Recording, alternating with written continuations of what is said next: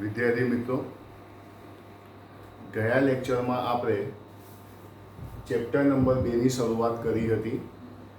Chapter number 2 કે જેની અંદર આપણે શાનો અભ્યાસ કર્યો કે પ્રસ્તાવના, જૈવિક વર્ગીકરણ, કે એની અંદર આપણે 3 પ્રશ્નોની ચર્ચા કરી હતી કે વર્ગીકરણ ક્ષેત્રમાં ફાળો આપનાર મુખ્ય વૈજ્ઞાનિકોનું કાર્યપ્રદાન સમજાવો, કે જેની અંદર આપણે એરિસ્ટોટલ કે જેના સજીવોનું વર્ગીકરણ તમને ખબર છે કરેલું, વનસ્પતિને વૃક્ષ રૂપ અને છોડમાં વેચ્યા હતા, જ્યારે પ્રાણીઓને લાળ દૂધી ધરાવે તે અને ન ધરાવે તેની અંદર વેચેલા આપણને ખ્યાલ છે. એના પછી આપણે લિનિયસ વિશે ભણેલા, યાદ છે?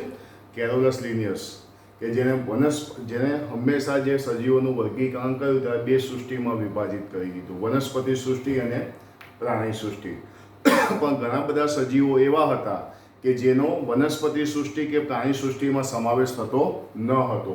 એટલે સમયાંતરે વર્ગીકરણ પદ્ધતિમાં શું કરવાની જરૂરિયાત જણાય? સુધારો થયો. ત્યાર પછી આપણે વિટેકરની 5 સૃષ્ટિ વર્ગીકરણ પદ્ધતિ બન્યા, જેમાં મોનેરા હતા, પ્રોટિસ્ટા, ફૂગ, વનસ્પતિ સૃષ્ટિ અને પ્રાણી સૃષ્ટિ.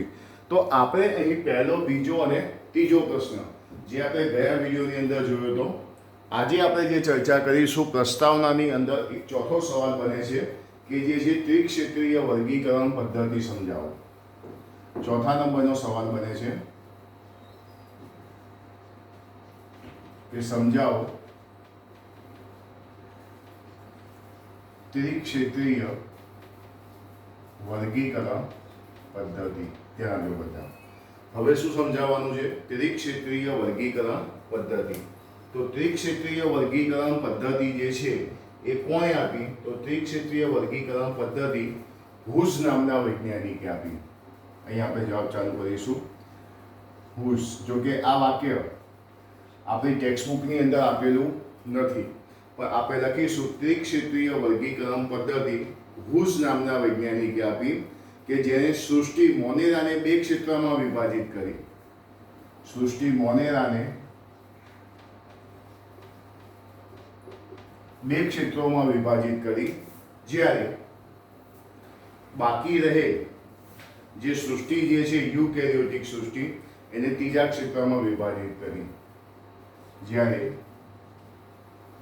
યુકેરિયોટિક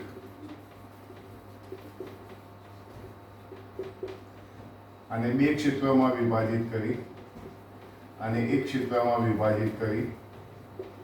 હવે જે યુકેરિયોટિક જે છે, જે આગળ જતા યુકેરિયોટિક જે છે એ આગળ જતા 6 સૃષ્ટિમાં વિભાજિત થઈ.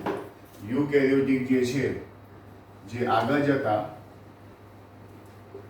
6 ક્ષેત્રોમાં વિભાજિત. તો સૌથી પહેલી વસ્તુ કે ત્રિક્ષેત્રીય વર્ગીકરણ પદ્ધતિ કોણે આપી? તો ત્રિક્ષેત્રીય વર્ગીકરણ પદ્ધતિ હુસ નામના વૈજ્ઞાનિકે આપી, જે સૃષ્ટિ મોનેરાને 2 ક્ષેત્રમાં વિભાજિત કરે છે અને બાકી રહેલ યુકેરિયોટિક સૃષ્ટિ જે છે એ 3જા ક્ષેત્રની છે, જે આગળ જતા કેટલા 6 સૃષ્ટિ વર્ગીકરણમાં પરિણમે છે. ઓકે, તો આ જે છે ત્રિક્ષેત્રીય વર્ગીકરણ પદ્ધતિ. જેમ જેમ લોકો આવતા ગયા સજીવોનું વર્ગીકરણ કરતા ગયા. અહીંયા તમે બધાએ જોયું કે અહીંયા 2 હતા. સૌથી પહેલા જે હતો એરિસ્ટોટલ, એને સજીવોનું વર્ગીકૃત કરેલું, બરોબર છે. સહેજ આગળ વધ્યા એટલે કોણ આવ્યા? લિનિયસ. લિનિયસે પણ સજીવોનું વર્ગીકરણ ક્યાંક કર્યું. પછી આવ્યા R.H. વિટેકર, જેને 5 સૃષ્ટિ વર્ગીકરણ પદ્ધતિ આપી.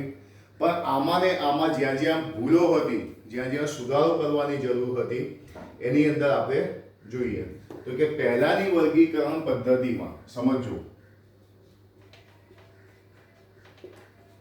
પહેલાની વર્ગીકરણ પદ્ધતિમાં, પહેલાની વર્ગીકરણ પદ્ધતિ એટલે અગાઉની જે વર્ગીકરણ પદ્ધતિ થઈ છે તેની અંદર પહેલાની વર્ગીકરણ પદ્ધતિમાં બેક્ટેરિયા,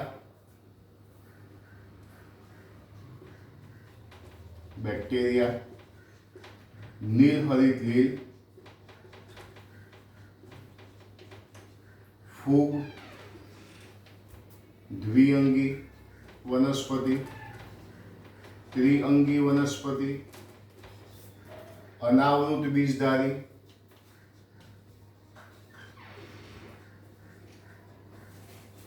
આવૃત બીજધારી. સાંભળજો બધા અહીંયા ખાસ કે પહેલાની વર્ગીકરણ પદ્ધતિમાં બેક્ટેરિયા, નીલહરિત લીલ, ફૂગ, દ્વિઅંગી, ત્રિઅંગી, અનાવૃત બીજધારી, આવૃત બીજધારી આ બધાનો સમાવેશ વનસ્પતિમાં લેવામાં આવ્યો, વનસ્પતિઓ તરીકે હતો. આ બધા શામાં સમાવેશિત હતા? વનસ્પતિઓ તરીકે શું હતા? સમાવેશિત હતા. કારણ કે આ બધાની સમાનતા એક હતી. આ બધાની સમાનતા શું હતી? આ બધાની સમાનતા એ હતી કે કોષમાં શું આવેલી હતી? એની ફરતે કોષ દિવાલ ધરાવતા હતા. આ બધાનો સમાવેશ શામાં થતો હતો? આ બધાનો સમાવેશ થતો વનસ્પતિઓ તરીકે થતો હતો. આ બધા સજીવોની સમાનતા એ હતી કે તેઓના કોષોની ફરતે શું હતા? કોષ દિવાલો હતા. હવે જો લક્ષણ એક જ સમાન હતું, કોષોની ફરતે શું હતી? કોષ દિવાલ હતી. આ બધા લક્ષણને ધ્યાનમાં, એક જ લક્ષણ છે, તમે જુઓ કોષની ફરતે કોષ દિવાલ, બધાના લક્ષણ હતું. બેક્ટેરિયામાં પણ હતું, નીલહરિત લીલ, ફૂગ, દ્વિઅંગી, ત્રિઅંગી, અનાવૃત અને આવૃત આ બધાને વનસ્પતિઓ તરીકે સમાવેશિત કરવામાં આવ્યા. આ બધા સજીવોની સમાનતા એ હતી કે તેઓ કોષોની ફરતે કોષ દિવાલ ધરાવતા હતા. આ સાથે મૂકવામાં આવેલા જૂથો કે જે બીજી લાક્ષણિકતામાં એકબીજાથી તદ્દન કેવા હતા? જુદા હતા. એક જ લક્ષણ સમાન હતું. કયું લક્ષણ? કે કોષની ફરતે કોષ દિવાલ. માટે બધાને વનસ્પતિમાં મૂકી દે. ક્યારે? પહેલાની વર્ગીકરણ પદ્ધતિમાં. હવે જુઓ ત્રિક્ષેત્રીય વર્ગીકરણ પદ્ધતિની જરૂર કેમ પડી? ત્રિક્ષેત્રીય વર્ગીકરણ પદ્ધતિ શું કહેશો? બધા વનસ્પતિની અંદર મૂકી શકાય? ના. હવે આપણે જોઈશું કે આદિકોષ કેન્દ્રીય બેક્ટેરિયા, નીલહરિત લીલ, આદિકોષ કેન્દ્રીય બેક્ટેરિયા, નીલહરિત લીલ અને બીજા સમૂહ સુકોષ કેન્દ્રીય હતા તેમને સાથે લાવે છે. હવે તમે જુઓ આ બેક્ટેરિયા શામાં આવશે? આદિકોષ કેન્દ્રી. જ્યારે ફૂગ છે, દ્વિઅંગી, ત્રિઅંગી જે છે, એટલે અહીં એવું કહેવામાં આવ્યું છે કે બેક્ટેરિયા છે, નીલહરિત લીલ ને બીજા સુકોષ કેન્દ્રીય હતા તેઓને શું કરવામાં આવ્યા છે? સાથે લાવવામાં આવ્યા છે. મતલબ અહીં એક વસ્તુ એ છે કે તમે જુઓ નીલહરિત લીલ બેક્ટેરિયા, જે અમુક બેક્ટેરિયા આદિકોષ કેન્દ્રી છે, બીજું સુકોષ કેન્દ્રી છે, છતાં પણ બંનેને ક્યાં મૂકવામાં આવ્યા છે? સાથે મૂકવામાં આવ્યા છે. છતાં બંનેને ક્યાં મૂકવામાં આવ્યા છે? સાથે. બેક્ટેરિયા જે છે આદિકોષ કેન્દ્રી, આ બધા સુકોષ કેન્દ્રી છે, છતાં બધાને ક્યાં મૂકવામાં આવ્યા છે? સાથે મૂકવામાં આવ્યા છે. એ ભૂલ છે. પછી લીલની જો આપણે પર્ટિક્યુલર વાત કરીએ લીલની, તો લીલની અંદર ક્લેમિડોમોનાસ એક કોષી લીલ છે અને સ્પાઇરોગાયલા કેવી છે? બહુકોષી લીલ છે. એક કોષી અને બહુકોષી લીલ ને પણ શું કરવામાં આવ્યા છે? સાથે મૂકવામાં આવ્યા છે. એક કોષી લીલ અને બહુકોષી લીલ એને પણ શું કરવામાં આવે છે? સાથે મૂકવામાં આવ્યા છે. પછી આપણે વાત કરીએ ફૂગ અને લીલ. તો ફૂગ જે છે અને લીલ છે, લીલ છે સ્વયંપોષી છે, ફૂગ છે પરપોષી છે, છતાં બધાને શું કરવામાં આવ્યા છે? સાથે મૂકવામાં આવ્યા છે. તમે જુઓ પહેલાની વર્ગીકરણ પદ્ધતિ, આદિકોષ કેન્દ્રી કોષ, સુકોષ કેન્દ્રી કોષને સાથે મૂક્યા છે, એક કોષી લીલ અને બહુકોષી લીલને સાથે મૂક્યા છે. સ્વયંપોષી જૂથ અને વિષમપોષી જૂથ વચ્ચે પણ તફાવત જોવા મળતો નથી.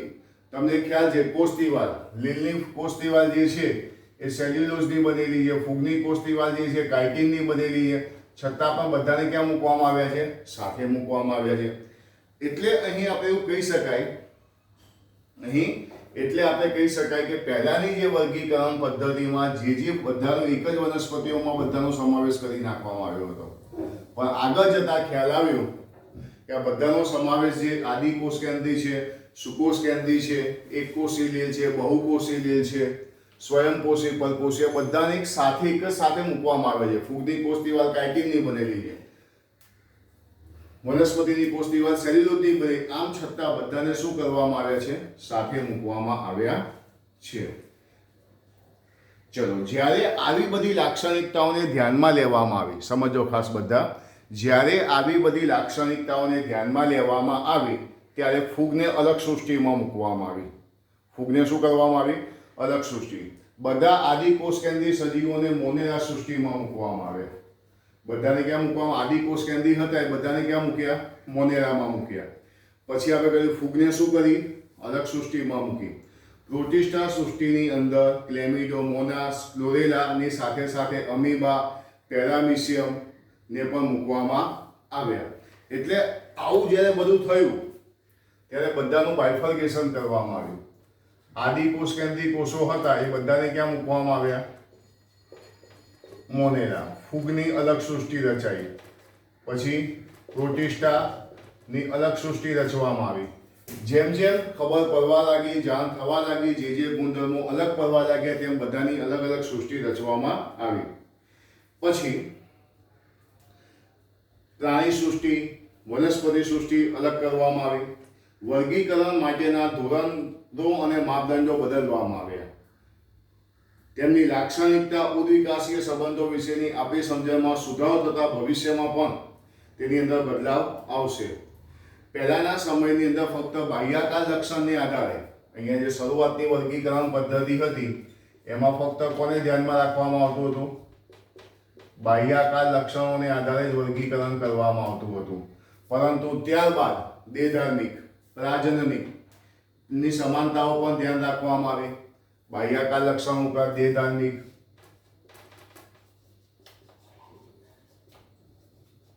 પ્રજનનિક, જાતિ ઉદ્વિકાસીય સંબંધો વિશેનું ધ્યાન રાખવામાં આવ્યું અને વર્ગીકરણમાં સુધારો કરવામાં આવ્યો. બરોબર છે? તો આ જે છે એ ત્રિક્ષેત્રીય વર્ગીકરણ પદ્ધતિ. જો કે ત્રિક્ષેત્રીય વર્ગીકરણ પદ્ધતિ હુઝ નામના વૈજ્ઞાનિકે જે આપી છે એના વિશે થોડી માહિતી આપું તો આજે હુઝે આ પદ્ધતિ આપી હતી 1978માં. સમજો, ત્રિક્ષેત્રીય વર્ગીકરણ પદ્ધતિ ક્યારે આપી હતી? 1978માં ત્રિક્ષેત્રીય વર્ગીકરણ પદ્ધતિ તેને આપી હતી. કે વર્ગીકરણની ઉદ્વિકાસીય પ્રતિકૃતિ છે. સમજો, તે વર્ગીકરણની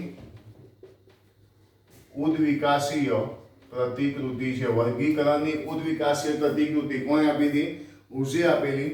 અને હુઝે જે છે આ પદ્ધતિ જે આપેલી ત્રિક્ષેત્રીય વર્ગીકરણ પદ્ધતિ, એ વર્ગીકરણ પદ્ધતિની અંદર પહેલાની વર્ગીકરણમાં શું હતું કે આ બધાનો એકમાં સમાવેશ વનસ્પતિમાં થતો હતો. પણ ખબર પડી કે એની અંદર તો આદિકોષ કેન્દ્રી, સુકોષ કેન્દ્રી બધા સાથે છે, એકકોષી લીલ, બહુકોષી લીલ સાથે છે, સ્વયંપોષી લીલ અને પરપોષી ફૂગ એ પણ સાથે છે. કોષ દિવાલ કાઇટિનની બનેલી હોય કે સેલ્યુલોઝની બનેલી હોય, આ બધું કેવું હતું? સાથે હતું. સમય જતાં આદિકોષ કેન્દ્રી હતા એનો મોનેરામાં સમાવેશ થયો. ફૂગ માટે અલગ સૃષ્ટિ રચવામાં આવી. પ્રજીવની અંદર આપણે જોવા જઈએ તો અમીબા છે, પેરામિશિયમ છે, ક્લેમિડોમોનાસ છે, ક્લોરેલા છે, આ બધી વનસ્પતિને પ્રોટિસ્ટામાં મૂકવામાં આવી અને તેમાં સુધારો થયો. સમય જતાં બાહ્યાકાર લક્ષણો ઉપરાંત દેહધાર્મિક, પ્રજનનિક સમાનતા પર ધ્યાન કેન્દ્રિત કર્યું. જાતિ વિકાસીય પણ હોય, ઉદ્વિકાસીય હોય, આ બધાને ધ્યાનમાં રાખવામાં આવ્યું. આ બાહ્યાકાર લક્ષણો દેહધાર્મિક, પ્રજનનિક તો હતા જ, પણ સાથે સાથે જાતિ ઉદ્વિકાસની અંદર પણ તેની અંદર શું કરવામાં ધ્યાન રાખવામાં આવ્યું અને વર્ગીકરણ થયું. તો આ છે પ્રસ્તાવના.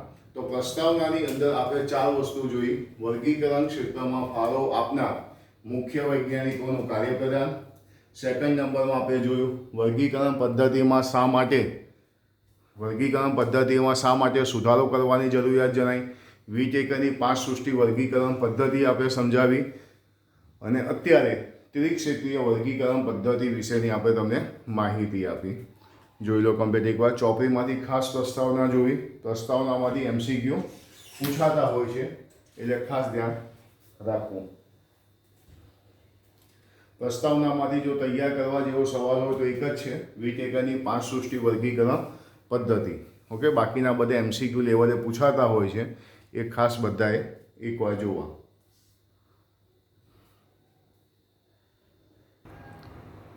તો હવે આપણે પ્રસ્તાવના પછી 2.1 કે જેમાં આપણે મોનેરા સૃષ્ટિ વિશે ભણવાનું છે. તો સૌથી પહેલી વસ્તુ, મોનેરા સૃષ્ટિના લક્ષણો જણાવો. શું લખ્યું છે? મોનેરા સૃષ્ટિના લક્ષણો જણાવો. તો હું પહેલા એવું લખું કે બેક્ટેરિયા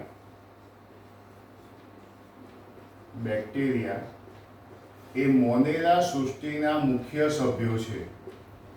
એ મોનેરા સૃષ્ટિના મુખ્ય સભ્યો છે. તો ચલો, મોનેરા સૃષ્ટિના મુખ્ય સભ્યો કયા? તો કયા આવશે? બેક્ટેરિયા. હવે હું અહીં બીજા નંબરમાં લખીશ નિવાસ સ્થાન.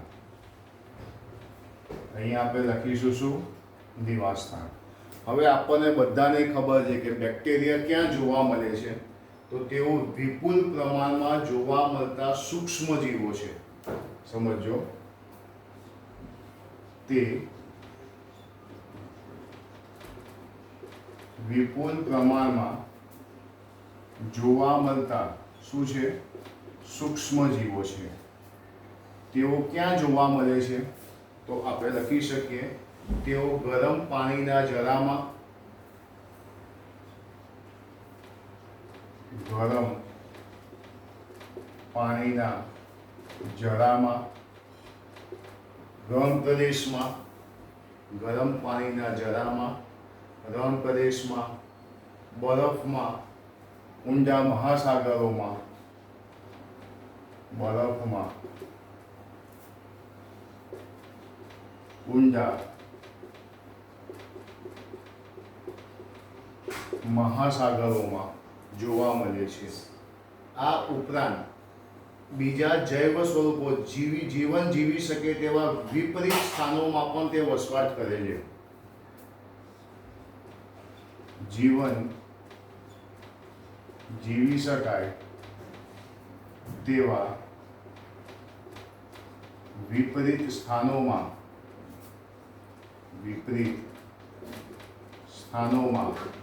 પણ તે વસવાટ કરે છે. આ ઉપરાંત કેટલાક પરોપજીવીઓ તરીકે અન્ય સજીવોમાં કે અન્ય સજીવો પર જીવન ગુજારે છે. આ ઉપરાંત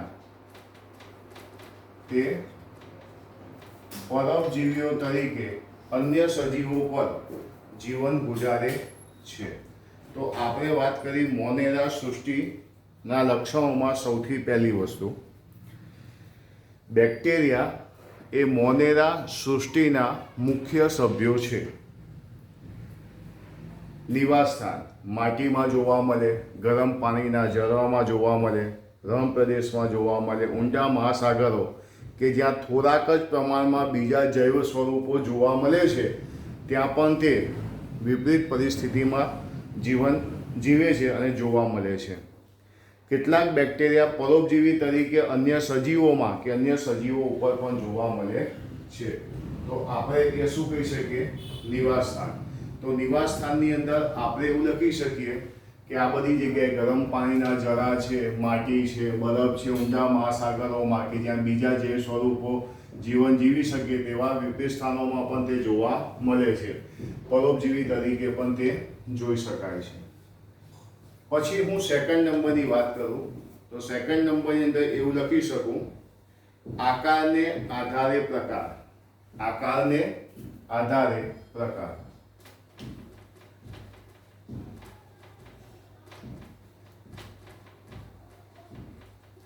આકારને આધારે પ્રકાર. તો બેક્ટેરિયા આપણે આગળ ભણી ગયા કે બેક્ટેરિયા જે છે આકારને આધારે 4 કક્ષાઓમાં વિભાજિત થાય છે. આકારની આધારે કેટલામાં? 4. હવે બધાને ખબર છે, ગોલાણુ, દંડાણુ, વક્રાણુ અને સર્પાણુ. કયા કયા આવશે? ગોલાણુ એટલે કે ગોળાકાર, દંડાણુ દંડાકાર, વક્રાણુ એટલે કે કોમા આકાર અને સર્પાણુ સર્પાકાર, જે આપણે લખી શકીએ. આકારને આધારે તેને 4 કક્ષાઓમાં વિભાજિત કરવામાં આવે છે. ગોલાણુ એટલે કે એને કહેવામાં આવે છે કોક્સ. પછી આપણે લખ્યું છે દંડાણુ એટલે કે સરી આકારના બેસિલસ, વક્રાણુ એટલે કે વિબ્રિયો અને સર્પાકાર એટલે શું કહેવાય? કુંતલાકાર સ્પાઇરિલમ. તો આકારને આધારે આપણે અહીં શું લખ્યા છે? પ્રકારો. હવે આપણે વાત કરીશું એના પછી કે આજે બેક્ટેરિયા મોનેરા સૃષ્ટિ જે છે એની પોષણ પદ્ધતિ કેવી છે, તો હવે આપણે ચર્ચા કરીશું એની પોષણ પદ્ધતિ વિશે.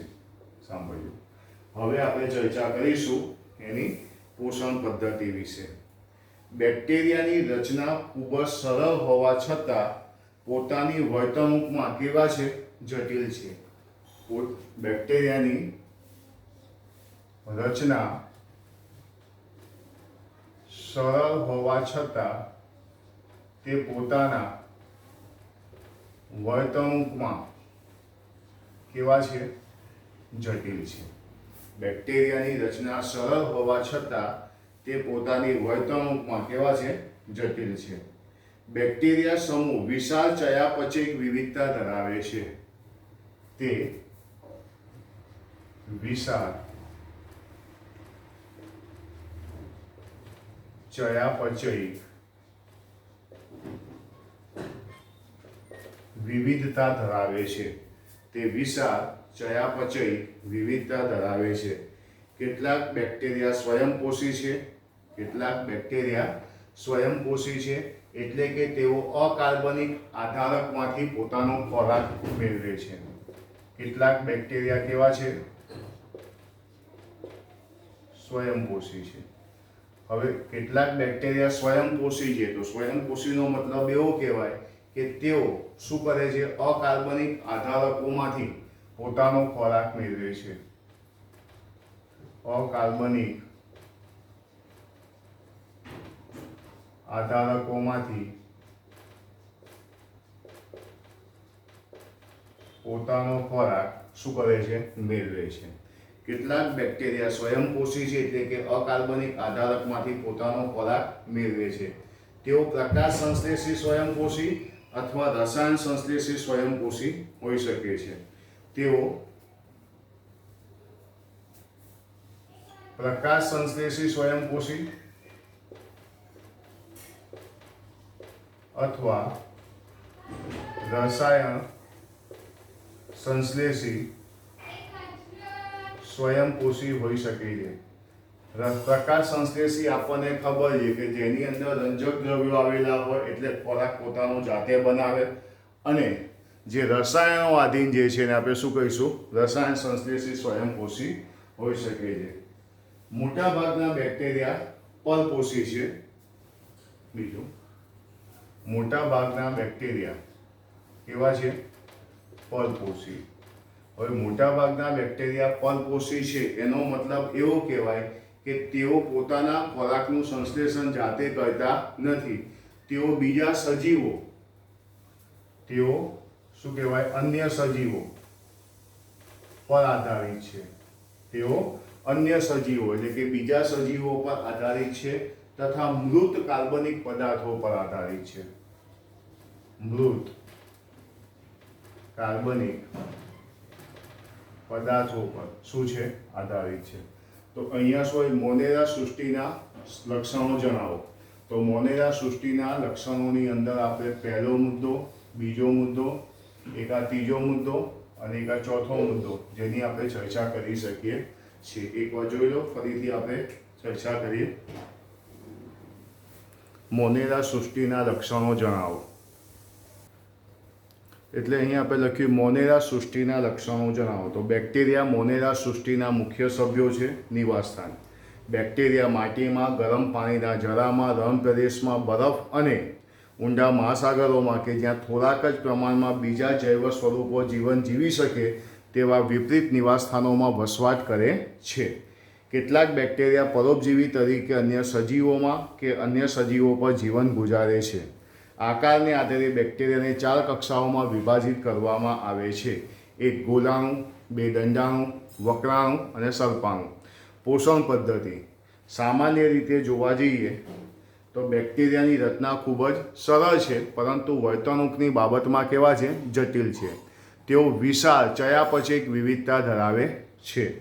કેટલાક બેક્ટેરિયા સ્વયંપોષી છે. ખાસ ભાર આપજો, કેટલાક બેક્ટેરિયા સ્વયંપોષી છે. બીજા નંબરમાં એવું કહું છું, મોટાભાગના બેક્ટેરિયા પરપોષી છે.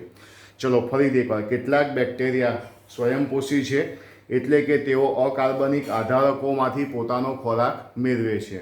તેઓ સ્વયંપોષી અથવા તેઓ પ્રકાશ સંશ્લેષી અથવા રસાયણ સંશ્લેષી સ્વયંપોષી તરીકે હોઈ શકે છે. મોટાભાગના બેક્ટેરિયા પરપોષી તરીકે છે. તેઓ બીજા સજીવો કે મૃત કાર્બનિક પદાર્થોમાં પર આધાર રાખે છે અને પોતાનો ખોરાક મેળવે છે. તો આ જે માહિતી જે થઈ એ માહિતી કોના વિશેની હતી? મોનેરા સૃષ્ટિના લક્ષણો વિશે માહિતી આપો. હવે મોનેરા સૃષ્ટિના લક્ષણો વિશેની માહિતી પછી આપણે પ્રશ્ન નંબર બીજો યાદ રાખજો. પ્રસ્તાવનામાં 4 પ્રશ્નો લખ્યા, એ પતી ગયા. હવે મેં મોનેરા સૃષ્ટિ તો 2.1માં પહેલો મોનેરા સૃષ્ટિના લક્ષણો આપણે જણાવ્યા. પરીક્ષાની અંદર જનરલી આમાંથી MCQ આવી શકે. હવે હું અહીંયા એવું કહું છું કે આર્કી બેક્ટેરિયા વિશે માહિતી આપો. કયા બેક્ટેરિયા? આર્કી બેક્ટેરિયા વિશે માહિતી આપો. હવે આ જે પ્રશ્ન છે થિયરીમાં 2 માર્ક્સનો આવી શકે. આર્કી બેક્ટેરિયા વિશે માહિતી આપો. એકદમ ઇઝી છે, એક જ વાર વાંચવાથી યાદ રહી જાય. આ પ્રકારના બેક્ટેરિયા કેવા છે? વિશિષ્ટ હોય છે. આ પ્રકારના બેક્ટેરિયા કેવા હોય છે? વિશિષ્ટ હોય છે. હું પહેલા અહીંયા લખીશ. આ પ્રકારના બેક્ટેરિયા કેવા હોય છે? વિશિષ્ટ હોય છે. બીજા નંબરના મુદ્દામાં તમારે લખવાનું નિવાસ સ્થાન. મતલબ આવા બેક્ટેરિયા ક્યાં ક્યાં જોવા મળે તેનું આપણે નિવાસ સ્થાન. તો આર્કી બેક્ટેરિયાનું જો નિવાસ સ્થાન કહું તો બધા યાદ રાખજો. 1, અતિશય ક્ષારવાળા વિસ્તારમાં. અતિશય ક્ષારવાળા વિસ્તારમાં એટલે કે શું કહેવાય? હેલોફિલસ. યાદ રાખજો. નંબર 2, ગરમ પાણીના જરામાં થર્મો એસિડોફિલસ છે. પછી કાદવ કિચડયુક્ત જમીનવાળા વિસ્તારમાં એમાં લખ્યું છે મિથેનોજીન્સ જેવા ખૂબ જ સખત કુદરતી નિવાસસ્થાનોમાં જોવા મળે છે. ફરીથી એકવાર નિવાસસ્થાન. તો નિવાસસ્થાનની અંદર હું 3 વસ્તુ મારે લખવાની છે. 1, 2 અને 3.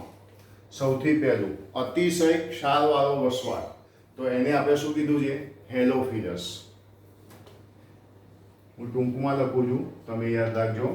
અતિશય ક્ષારવાળા વસવાટમાં જેને આપણે હેલોફિલસ કહીશું.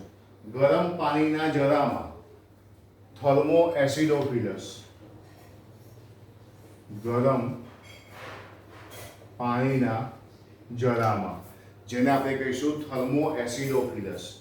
ત્રીજા નંબરમાં કાદવ કિચડયુક્ત જમીન એટલે કે શું કહેવાય? મિથેનોજીન્સ જેવા કુદરતી નિવાસસ્થાનમાં જોવા મળે છે. કાદવ કિચડયુક્ત જમીન. કાદવ કિચડયુક્ત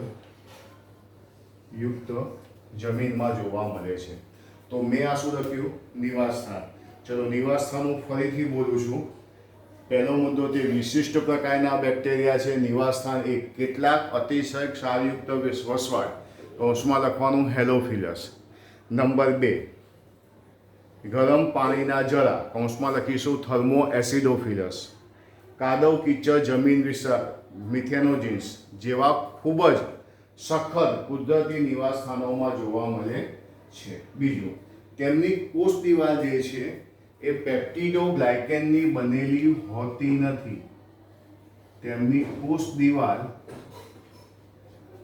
પેપ્ટિડોગ્લાયકેનની બનેલી હોતી નથી. આ યાદ રાખજો. તેઓની કોષ દિવાલ પેપ્ટિડોગ્લાયકેનની બનેલી હોતી નથી. મતલબ એવું લખ્યું છે કે તેઓની કોષ દિવાલ જે છે બરોબર અન્ય બેક્ટેરિયાથી કેવી પડે છે? જુદી પડે છે. બીજું, તે કોષ કેન્દ્ર પટલ વગરના, તે કોષ કેન્દ્ર પટલ વિહીન આદિ કોષ કેન્દ્રીય કોષ છે. તે કેવો કોષ છે? આદિ કોષ કેન્દ્રીય કોષ છે. કોષ કેન્દ્ર પટલ વિહીન આદિ કોષ કેન્દ્રીય કોષ છે. આર્કી બેક્ટેરિયા તે કોષ કેન્દ્ર પટલ વિહીન આદિ કોષ કેન્દ્રીય કોષ છે.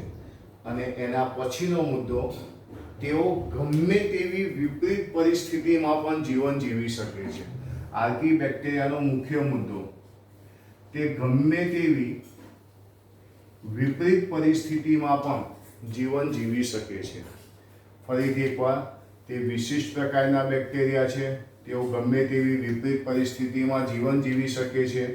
નિવાસસ્થાનની વાત કરી, કોષ દિવાલની વાત કરી, કેવો કોષ છે તેની વાત કરી, અને હવે એક આપણો છેલ્લા નંબરનો મુદ્દો કે આર્કી બેક્ટેરિયાનો છેલ્લો મુદ્દો, ગાય અને ભેંસ જેવા ચરતા પ્રાણીઓની પાચન નળીમાં મિથેનોજીન્સ બેક્ટેરિયા હોય છે.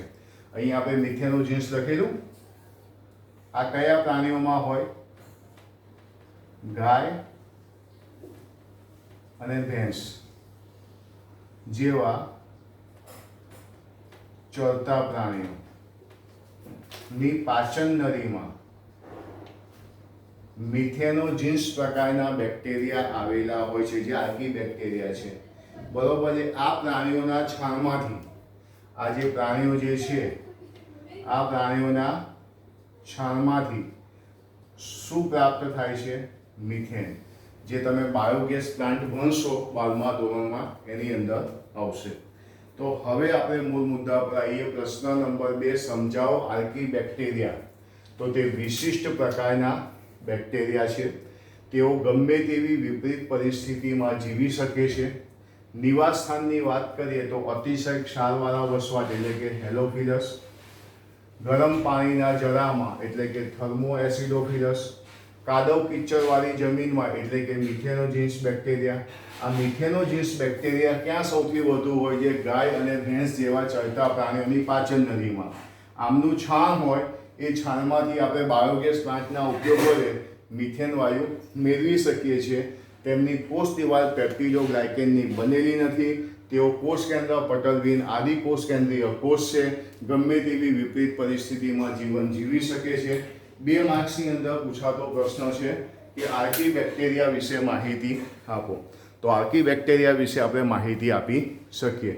તો મોનેરા સૃષ્ટિના લક્ષણો, અને ત્યારબાદ આપણે જોયું આર્કી બેક્ટેરિયા વિશેની માહિતી. જોઈ લો બધા બોર્ડ ઉપરથી એકવાર.